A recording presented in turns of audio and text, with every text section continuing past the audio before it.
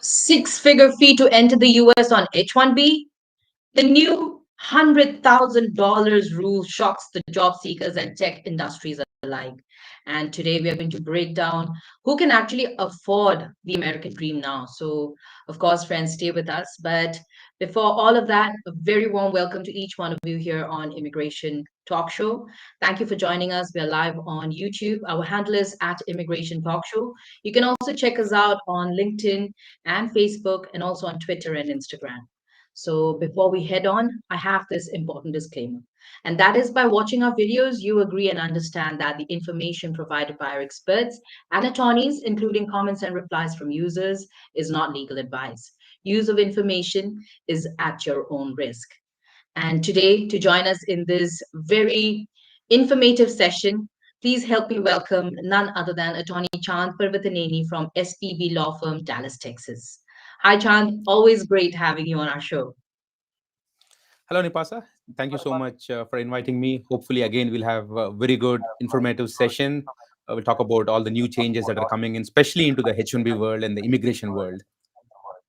Absolutely, Chand. And to start off, I mean, since it's going to be, since we want to know more, we heard of this breaking news, that DHS ends automatic extension of employment. So, what do you have to say on that? Sure.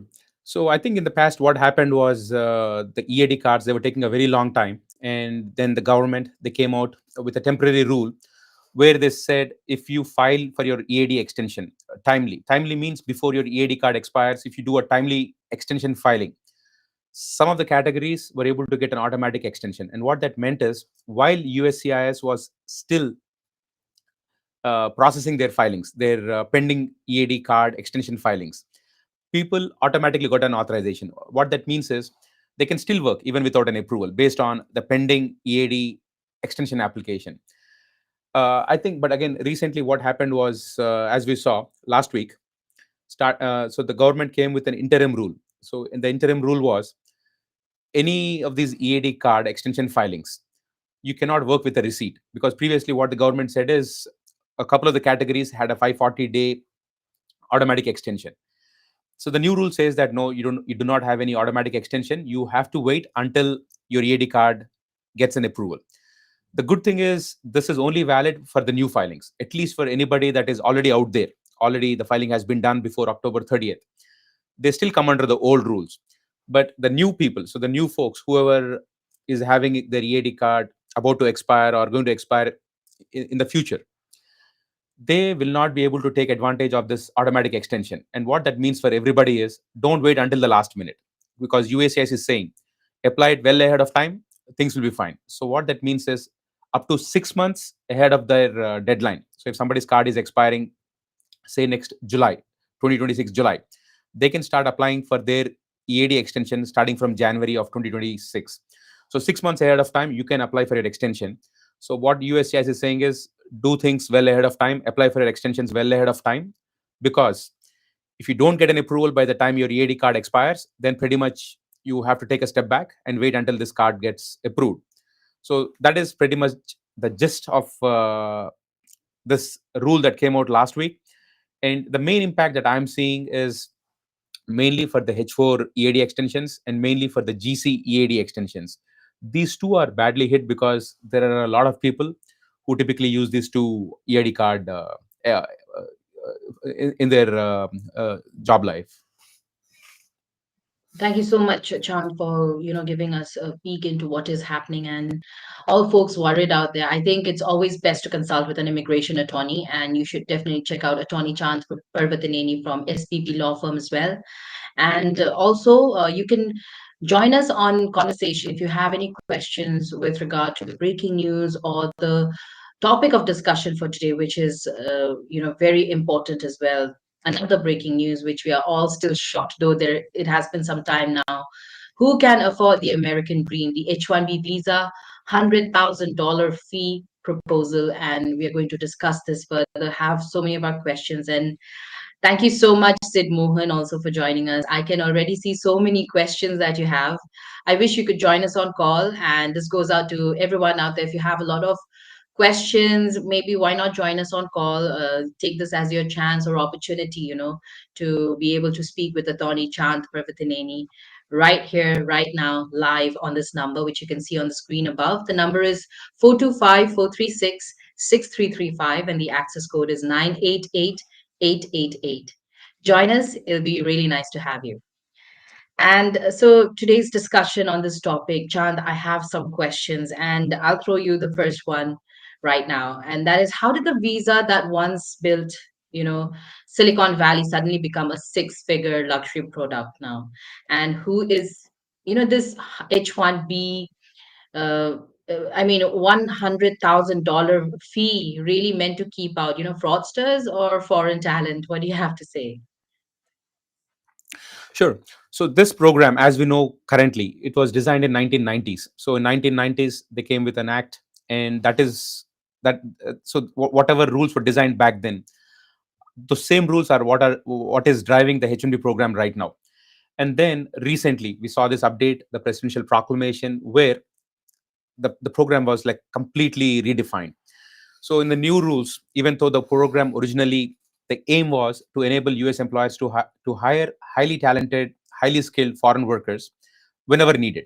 So the goal is, no, we don't want to impact the US labor market, but whenever it is going to help the US, we want to hire highly skilled foreign nationals. That was the intent of this program. And now what recently happened was, as we all know, people have to pay $100,000 supplemental fee for H-1B petitions, and this is for petitions which are being filed after September 21st, 2025. There is a caveat. The only thing is, if somebody is already in US, they're trying to file an extension of status petition or a change of status petition, this fee is not applicable.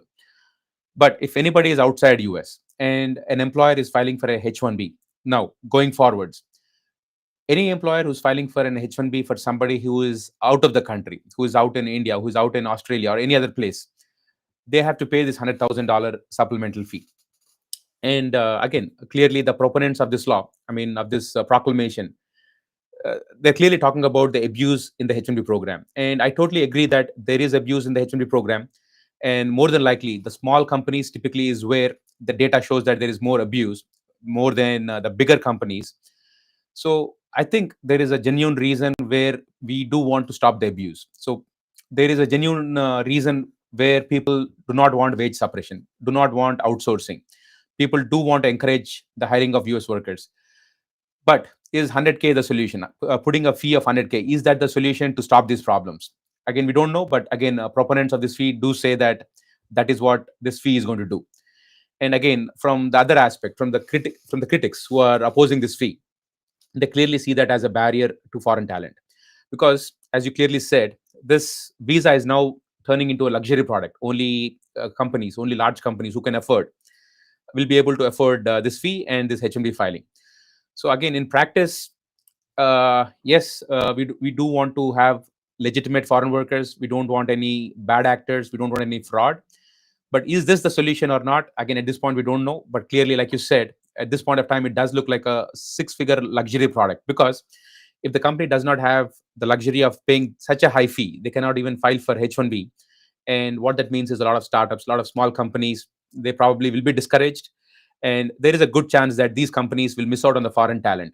That being said, yes, I think definitely, I think when it comes to discouraging fraud and keeping fraudsters away, I think again, this is definitely a good deterrent. So I think I do see things on both sides of the aisle. And this is such a new rule. But I think in the next couple of months, we'll have more data on how badly this is going to impact, or how well this is helping the H-1B program.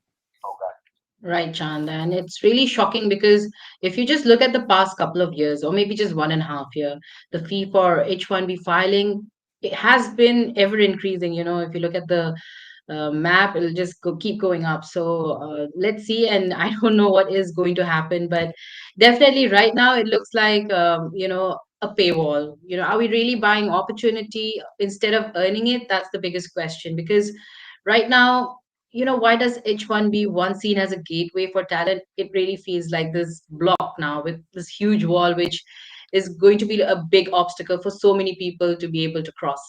So what do you have to say on that also? Sure. With the 100K fee, the visa is no longer just about employer sponsorship or skill anymore. Now it has a price tag. And what that means is for smaller employers, or especially the startups who want to hire talent, and startups don't have a lot of money at their disposal. And this fee, I mean, again, clearly it looks like the H-1B visa is being sold, and rather than being earned.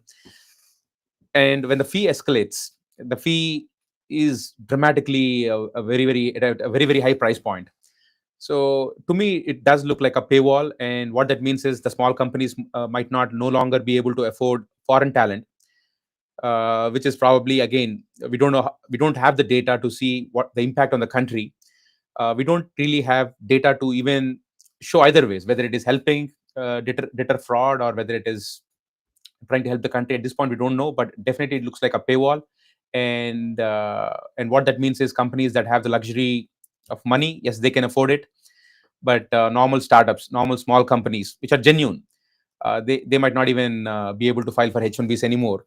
So I think it's a very real problem for especially for startups who have a great idea but don't have the right resources. Right, Chand. And I think I would really want to know from the viewers as well. What do you think? This is it a big paywall? Do you think this is right or wrong? Please share with us your opinions. You can comment wherever you're watching. We are live right now on YouTube, LinkedIn, Facebook. Our handle on YouTube is at Immigration Talk Show. Don't forget to share this with your friends and family and folks out there, whoever can benefit with all this information we have only for you. And it's lovely to see more viewers join in. Thank you so much, everyone. Please don't forget to leave a like and also subscribe to our channel. Hit that bell icon so that you're always notified whenever we have discussions like these. So I want to quickly pick up Robert Brave's question. He's asking, how would this fee impact small businesses, startups, and mid-tier employers who rely on skilled foreign talent? Since we just spoke. So how is it affecting really?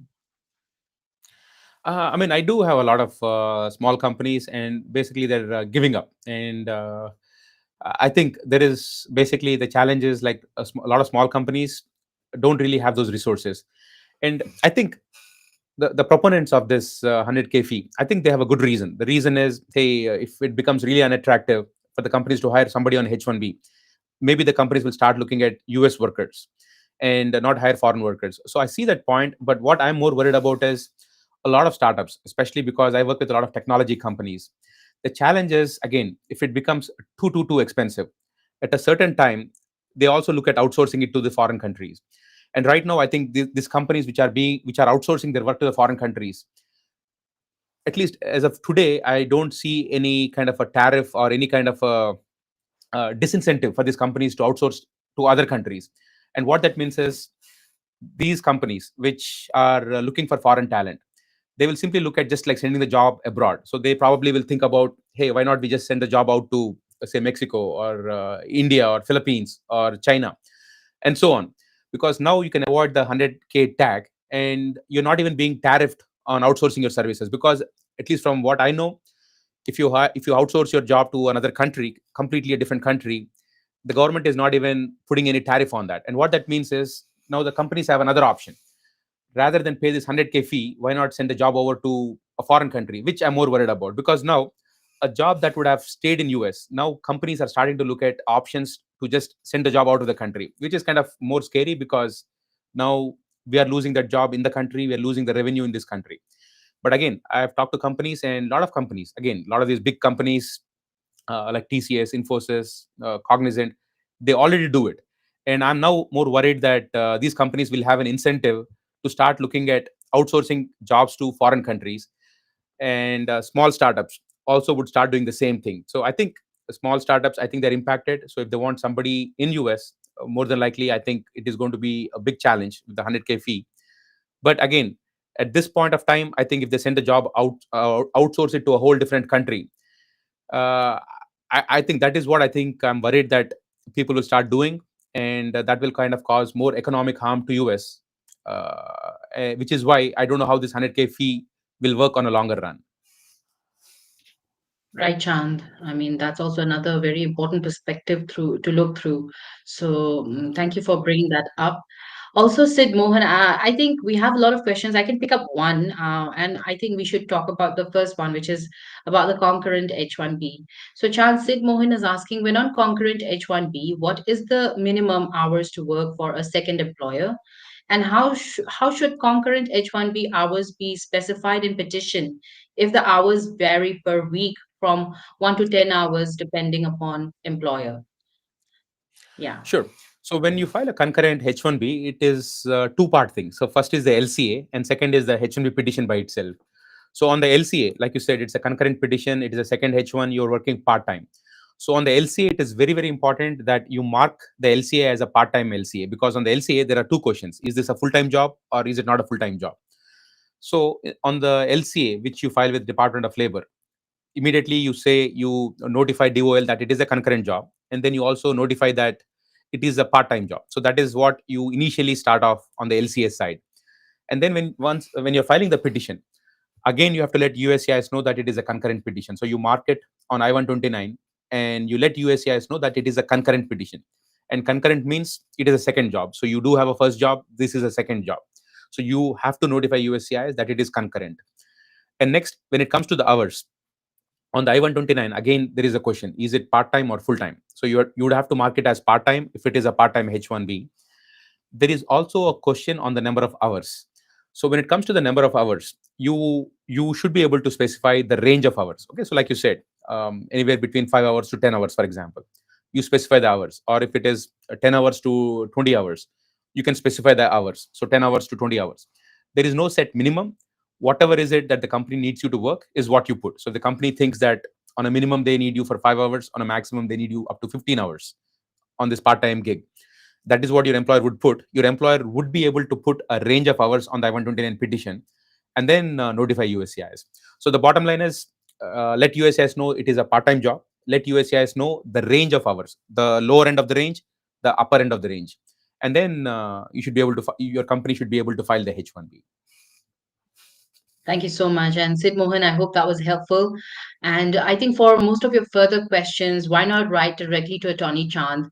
You can always get in touch with him and you can visit the link which you can see on the screen and definitely ask your questions because there's too many. And I'm sure this one webinar will not be enough to answer all of your questions. So it'll be best you contact directly. And we also have Mohammed joined us, Chand. So Mohammed is asking, I was on H-1B due to layoff. I have to come back to India. Now, new employer wants to file my H-1B change of employer in consular process, but due to this 100K order, the employer has held his H-1B. So, any alternatives? He's asking. Sure. I mean, as of the current rule, because now USCIS gave more clarity, and any petition that is getting filed right now, basically after September 21st, if somebody is out of the country, filing in consular processing, currently USCIS is clearly stating that you do need to pay the 100K fee.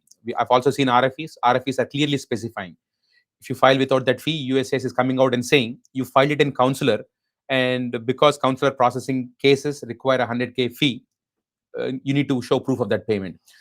So the bottom line is, as of today's rule, the 100K fee is applicable. That being said, people are challenging that rule. We have seen two lawsuits. The most recent one by US Chamber of Commerce. So there is a lawsuit out there. The court has not decided either way, and the case could go either way. The court might come back and say yes, the proclamation is good, or the court might come back and say no, the proclamation has some issue. We don't know at this point. It is something in the court. At this point of time, if any company is going to file a H-1B for you, yes, they are liable for 100K fee, unless something changes because of the court ruling. So at this point of time, for H-1B, yes, that fee is applicable, unless you qualify for some other visas, just like L1 or something else. But again, if it is H-1B, you want to come and work on H-1B, unfortunately, this fee is applicable, unless tomorrow the courts come back and give some ruling. Thank you, Chand, for taking that up. And friends out there, please do not forget to subscribe to our channel. Our handle is at Immigration Talk Show. Ring that bell icon so that whenever we have discussions like these, you can be notified and join us to ask more of your questions. And also check us out on not just on YouTube, but also on LinkedIn, Facebook, X, and on Instagram. And Chand, coming back to our questions, this next, I wanted to know what if, what happens to an international student who has already spent, say, $100,000, on a US degree, and now only to learn that, they need to pay another $100,000 just to stay and work. Sure. I mean, US is still a very, very attractive company to come and get your education, especially if it is technology. I mean, US is the number one country in the world in technology. And what that means is the students have an incentive to come and get a US degree because that US degree is valuable throughout the world. That being said, a lot of students, they come and study in US because getting that US degree opens up a lot of openings, even in US, because US has such a good technology market. However, now the problem is because when people are studying, they do have this incentive that yes, they're getting this OPT, yes, they're getting this STEM OPT, where they can come and experience the US workforce, the US industry experience, and so on. And not only that, again, H-1B was always a very, very attractive option because these students, I mean, if they like the industry culture, the work culture, now they have a chance to come and contribute through the H-1B program. This 100K fee is definitely a devastating scenario for a lot of students. They spent so much on the education, and now if they have uncertainty, and that uncertainty is they don't even know if the companies will sponsor them or not. With that kind of an uncertainty, their people are going to be discouraged. That being said, the main exception. So in the proclamation, they have an exception, and that is if somebody is a student in US and a company wants to file a H-1B, those students will not require the 100K fee because the proclamation clearly states that it is only for people out of the country.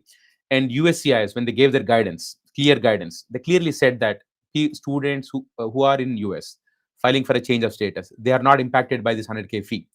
So what that means is, again, in my opinion, at least anybody that is wanting to come to US for their studies and probably plan to temporarily use the H-1B program, they don't have to be discouraged because the USCIS guidance that just came out recently in the last few days clearly states that students who are in US who are filing a change of status, they do not require this 100K fee.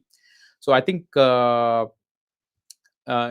yes, this was a harsh rule initially when there was no clarity, but now that we have clarity, any international student here do not have to worry about the 100K fee.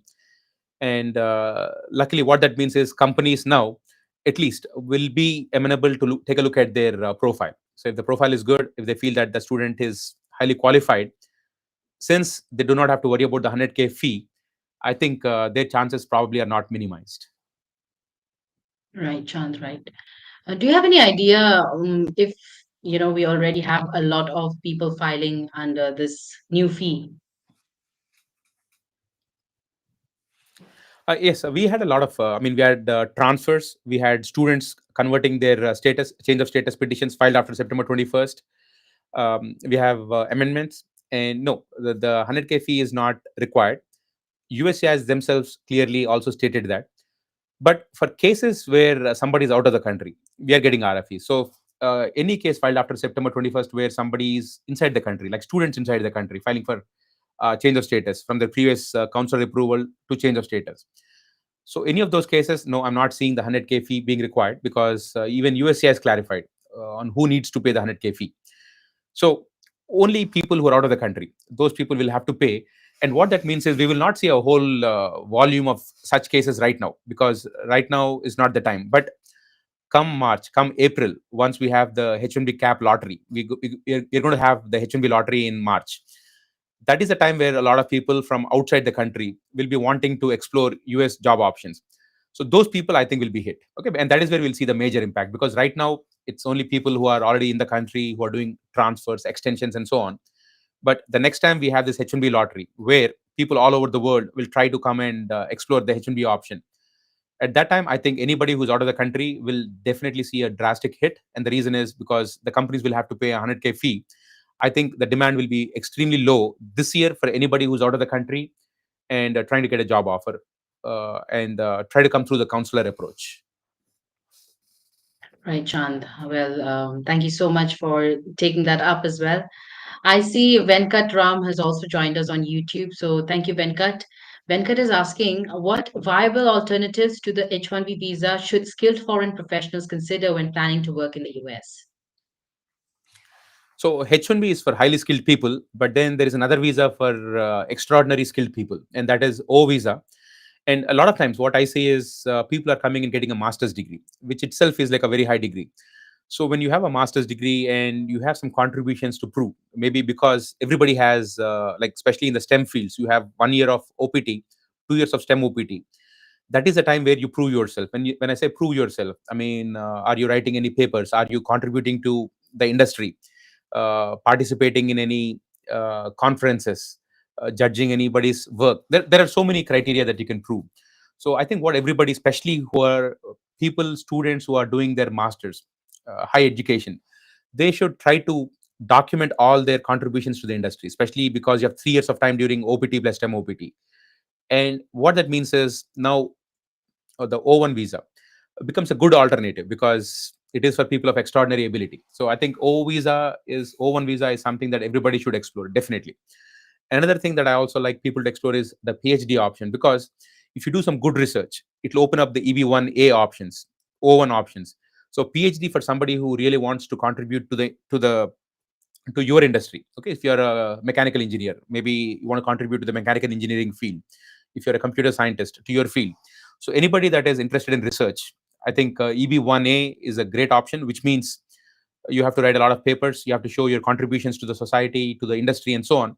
So definitely look at EB1A option, O1 options for sure if you want to work in US. And in terms of other options, L1 is another option, but again, L1 requires that you work in a foreign company for at least one out of the last 3 years, and you come and work for the same company's affiliate or a subsidiary in US. So L1 is a great option that a lot of people can use. And if somebody is a citizen of Mexico or Canada, there is TN option for work for doing work.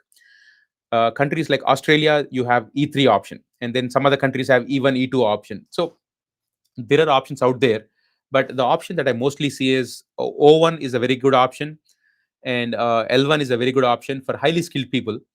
And then EB1A is definitely a good option if somebody wants to get a green card and you want to show your contributions to your industry. And I think these are pretty much the main options for skilled workers in terms of the skilled worker visas. There are a few out there, but those are not that attractive because not everybody will qualify for those other visas. There is something like P1 visa, P2, and so on. Or if you're a religious worker, you have R1. So there are other visas, but they are very, very narrow kind of visas. Right, Chand. Thank you so much for telling us of all these different alternatives. So I'll always suggest friends out there, if you are, navigating a visa to work in the US, why not consult with an immigration attorney because they can guide you best. And maybe you don't even know you fit under an O1 or an EB 4. Well, it's best to consult with an immigration attorney and be guided by the people who know best. And why not check out Attorney Chand Parvathaneni? You can visit this link, which you can see on the screen. And also, don't forget to subscribe to our channel. Our handle is at Immigration Talk Show. And I also want to take up Ravi Teja's question right now. Is it okay to travel to India for H-1B stamping and stay for 4 months before coming back? I will work remotely for this time period, and my employer has agreed to it. I mean, in terms of the current rules, USCIS never says that you cannot go out of the country and work from a country where you're authorized to work.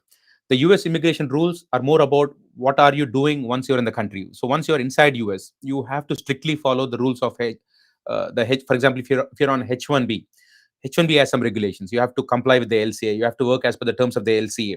You have to get paid as per the terms of the LCA, and so on. But when you're out of the country, from a US immigration standpoint, USCIS will not say that you're working without authorization if you're working in India, because, for example, you're a citizen of India, you're authorized to work in India. So that by itself will not cause any problem. The challenge is when you're coming back into the country at the port of entry. At the port of entry, they want to make sure that you have a legitimate job. They want to make sure you have a legitimate project back in US.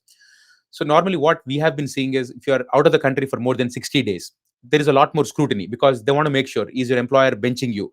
Was that the reason you were sent out to India? Is that why you're coming back to US? Uh, and is there a chance that you are benched? You don't have a project. So the burden becomes very high once you cross 60 days. That being said, there is nothing that says no, you cannot stay beyond 60 days. You definitely can stay more than 60 days. And 4 months, yes, it is completely legal for you to stay for more than 60 days in India. The only requirement is every country, I mean, if you're not in US, you're in some other country, that country will have their own tax laws, will have their own labor laws. And what that means is, if you're working in a particular country, you might have to pay taxes, you might have to follow some tax rules based on which country you're working from. And that is something what I think you should take care, because if you're working in India, and if India, for example, says that you have to pay taxes if you're working in India, you have to make sure you do that. If not, you're violating some rules. So that is the challenge. And when you're coming back, I mean, again, if you're coming back after 4 months, get proper documentation from your employer that you do. What is the project you're working on? What exactly is your role? Do you have a project when you're coming back into the country? What was the reason why you're out of the country for such a long time? Keep the documentation. So not everybody that stays in India for more than 60 days, it's not that their visa automatically gets cancelled. No, that doesn't happen that way. But you will have more scrutiny, so the officer will start asking you more questions. And all they want to make sure is, once you come to US, do you have a legitimate job? Are you going to comply with your LCA? Is your employer complying with the LCA? So if you have enough documentation to prove that your project, when you come back to US, is legitimate, completely 100% in compliance with the LCA, you will not have any issues. That being said, yes, you will have scrutiny at the port of entry, but if you have a genuine project assignment, 4 months should not cause a problem. Right. And it's best to keep documenting everything so that you have answers for every question that you're going to be asked at the port of entry. Thank you so much, Chand, for taking this up for Ravi Teja. And Ravi Teja, do not forget to subscribe to our channel if you haven't as yet already. Our handle is at Immigration Talk Show, and do leave a like. Also, Chand, we have more questions, and I wanted to ask you about, if an employer pays $100,000 for your visa, and I just want to know how much control do they gain? Are you still truly free to change jobs afterward? So the one good thing about US immigration laws, US Department of Labor laws, is they don't want anybody to be tied down and work like a slave. That is not the goal of any of the US immigration rules. And why is that so important? Because inherently in the H-1B regulations, so there is something called portability. And what portability means is, if an employee wants to move from one employer to another genuine employer, nobody can stop them. Typically, it's not that they're restricted to work only for their own employer on H-1B. So if tomorrow, if somebody is working on H-1B in US, maybe working for, say, Microsoft, they get a very good offer with some other company. If that person wants to move to another company, no, they're not tied down. Just because the company paid 100K does not mean that that company has control. If tomorrow some other company has a legitimate offer, the employee can move to this other company. And the good thing is, maybe that is the reason why the government, they're not making this new company pay for the 100K fee, because if it is filed as a transfer, the 100K fee is not even applicable. So the new company can definitely do the transfer, and they do not even have to pay the 100K fee if the employee is in US. So the bottom line is, no, I don't think employers have a lot of control, because again, the employers are getting work done in return for the payment that they have made. If they have paid 100K to the government, that is because they need the services of the employee. Employee is working for them. So just because the employee is working for them, they're paying the salary, and no other reason. And what that means is, no, there is no, not a bit of even a little bit of additional control they get, because they're paying this 100K fee. They can, I mean, the employee can move to another company at any point of time. And from an employee perspective also, if the employer is following the rules, again, if it's a good employer, I mean, obviously nobody wants to shift employers. But again, if they get a better offer, obviously, at least from a government standpoint, no, they are not locked to working for a single employer because of this 100K rule. Right, Chand, right. But thank you so much for taking that up. And, at this point, I also wanted to take up another question from Sid Mohan. This is about NIW I-140, and also about scopes. How to know which center has my I-140 petition under the new scopes classification for all centers. And the NIW I-140 petition rejection rates are extremely high. Further to this, the processing times are increasing manifold. So is it futile to file for NIW I-140 for next 2 years? So I think the first question is pretty easy. How do you know which service center your I-140 is in? So normally what happens is, once you get your I-140 receipt, take a look at the receipt. On the bottom, it will say which service center your case is at. So once it is receipted, it is very easy to figure it out from the receipt. So take a look at your receipt. On the bottom, it says which service center your case is at. That's the first one. And for the second part, and again, most of the I-140s have premium. So if you ever think that your I-140 is taking a very long time, you can always go for premium. So I think the good thing about I-140 is, if at all your case is taking a very long time, always look at that premium option. Okay, so that is one way to speed up your process. Look at the premium option, premium processing option. Now the second part, NIW, the denial rate, and should you even file for NIW? The way I see it is, NIW means national interest waiver. Everybody else, because NIW is EB2. So under EB2, which is for people with an advanced degree or people with more than 5 years of experience, typically they come under EB2. So normal rule is, anybody that needs to go under EB2, you have this lengthy process where you have to go through the DOL. Your employer has to apply for the perm processing through Department of Labor. You have to get this labor certification done. The reason the government makes you do it is because when you do the advertising, when you go through all that process, you're making sure that you're not impacting the labor market. So they want to make sure every employer goes through this perm 9089 labor certification process.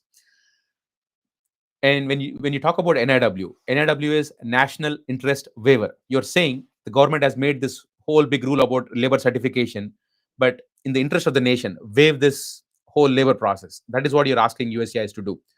And what that means is, USCIS has a lot of burden to make sure there is a real good reason to waive that labor process. So they're saying, in the interest of the nation, we want to waive this labor certification. What that also means is, USCIS is going to be very, very strict about it, because otherwise there will be a lot of fraud if they keep approving each and every case.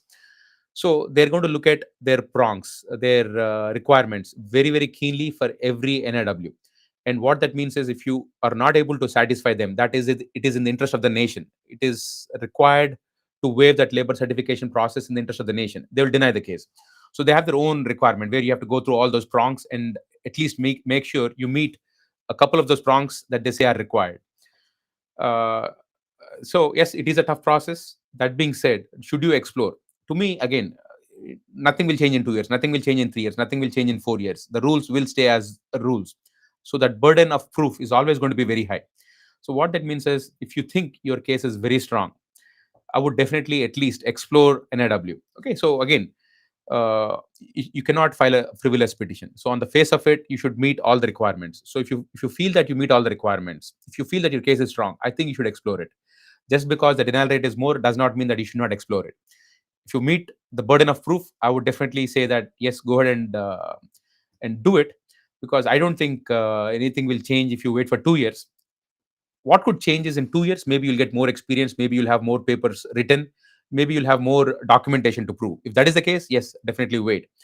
But if you're just worried that NIW is going to have a lot of rejections, I don't want to apply. No, I don't think anything will change in 2 years. So unless if you think you're qualified right now, I would say go ahead and file it right now. But if you feel that in the next 2 years you're doing a lot more good stuff, like writing papers, writing journal articles, and so on, where you think that it will make your case more stronger, then I would say yes, definitely it's a good reason to wait. Okay, that's nice. And well, we have Sumit Kumar who has joined us. So he's asking, is the proposed 100,000 H-1B fee creating new opportunities for European and Middle Eastern markets to attract global talent? Uh, Uh, that is one thing I'm worried about, because I'm talking to a lot of. I mean, the thing is, I mean, US still is the best technology market. So if anybody all over the world, they want to explore, they want to work in one of the best companies in the world in the tech sector, US is the best place to work. That being said, I mean, again, from a company standpoint, if it comes to a point where they cannot hire somebody for that kind of a high salary, again, the thing is, every company should look at the US worker. They should see if there is talent available locally before they even explore these H-1B options. Problem is, what if they're not able to find somebody? Because technology keeps changing very, very quickly. And if it comes to a point where somebody is not ready to work in that particular field, suppose they come up with artificial intelligence, AI, ML developer, for example, they have a niche skill set. Again, if the employer does not find somebody here locally in US, sometimes they explore foreign markets. And a lot of these IT companies, they have offshore offices. And I don't know whether the government is doing anything to discourage them from opening up foreign offices. If you look at all these outsourcing companies, these big outsourcing companies, it is very easy. Look at the top 10 companies which are filing the H-1B filings in this country. All those companies have foreign offices where the tech work is being done offshore. I know a lot of people complain about the H-1B program. H-1B program in the entire country, it is only 85,000 per year. Every year, we only have 85,000 new H-1Bs per year. But when you look at all these companies, look at the top 10 companies, which are the tech companies. Look at how many people they hire abroad, foreign offices. They have foreign offices where they hire thousands and thousands of people. Right now, I don't know whether they have any incentive or a disincentive incentive to just ship all the jobs offshore, off to these foreign countries, maybe Middle Eastern, maybe India, maybe European countries. So, I think this 100K fee makes it more attractive for these companies to just send a job to a foreign country. And that is what I'm more worried about. And again, all these foreign countries, when you talk about foreign countries, maybe Middle East, maybe India, maybe Europe, maybe now they have a opportunity to grab. Now they know that these foreign companies, which typically outsource jobs to foreign countries, now they will start opening up offices. They'll start hiring more employees. So maybe it is good for those countries locally, but I think it will hurt the US market. I think it will hurt the US labor market. So at least from my standpoint, I think these other countries now have an opening to attract talent, while US probably is at a disadvantage unless something is done to prevent work from being outsourced to foreign countries. Right. And this is the time when they can give the competition. Well, that is if they still can build all that quickly. But yes, Chant, there's so much happening. And I would just I'll ask you one last question. So is this $100,000 fee, this proposal really about national security or just about national exclusivity disguised, as policy? I mean, the proponents of this whole 100K fee, I think they're definitely talking about two things. One, they're talking about H-1B fraud. They're also talking about exploiting workers to pay them low salary. And I think there is a talk, at least there's a feeling where people feel that the foreign workers are going to be paid less salary, which is why a lot of companies attract foreign talent. And because they can get off paying low salary, the companies that are hiring these guys. And they felt that when you have this 100K fee, at least now that the companies have to pay such a high salary, they are going to look at the local talent before they hire a foreign worker. That is what I think was the feeling. But I think the way I see it is, I mean, if you look at the average salary that the H-1B worker is paid, I'm looking at least 90-95K. I mean, the average salaries are at least 90-95K. When you look at even the small companies, big companies, everything taken as a whole. So it is not that in the statistics do not show that these guys are getting paid like 60K or 75K on an average. No, these guys are getting paid 90-95K on an average. And that is on an average. A lot of guys get paid even higher. So again, I do see the national security standpoint, because we don't want fraud where some companies are defrauding US workers and paying low salary to foreign workers. If that is the case, yes, it makes sense. But that is not the case seeing the data, because the data shows that because when you take a look at the LCAs, the average salary is extremely high. The average salary is not like 60K or 70K. So salary is high. Or the government can always revisit the wages and change the wages if the government feels that the wages are too low. So that is, I think, the way to go.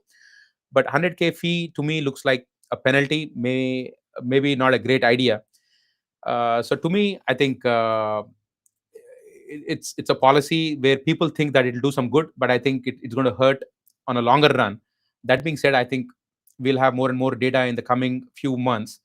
And once we have the April H-1B filing start for the cap, that is when I think we'll see more data and we'll see the real impact of this program. Because right now, most of the H-1B filings are for people who are already in the countries, transfers, extensions, etc., who are not even impacted by this 100K fee. The only time this 100K fee is currently impacting is when somebody is out of the country. And most of the out of the country filings will only start in the month of April after the H-1B lottery. And that is when we'll see the real impact. Right, Chand. And I'll only say it keeps getting interesting with all these new updates every day.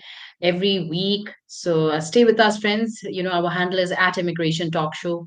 Don't forget to subscribe. Don't forget to hit that bell icon, because whenever we have the latest updates on US immigration, we are the first to come up with. And this is it for today. It was lovely having each one of you join us with your questions. And if you still have more questions, you can keep commenting even after the stream has ended. We would really come up with answers for you.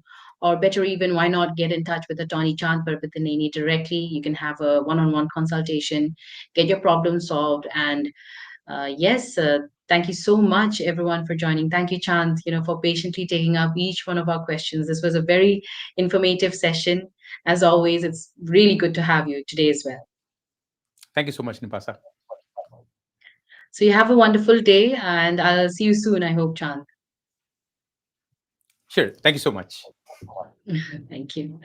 So, friends, thank you so much also. Once again, don't forget to subscribe to our channel. Our handle is at Immigration Talk Show. And this is it. You can also reach out to me. You can write to me on my email or WhatsApp me on my number. My number is 408-335-6444. You can also email me at nipa@staffingly.com. And don't forget to support us. All we need is your like, and share this content with your friends and family who would benefit most, because I'm sure people are still shocked and a lot in dilemma, especially with the $100,000 fee for H-1B proposals. So thank you once again for joining. Bye bye for now. Have a wonderful day. Goodbye.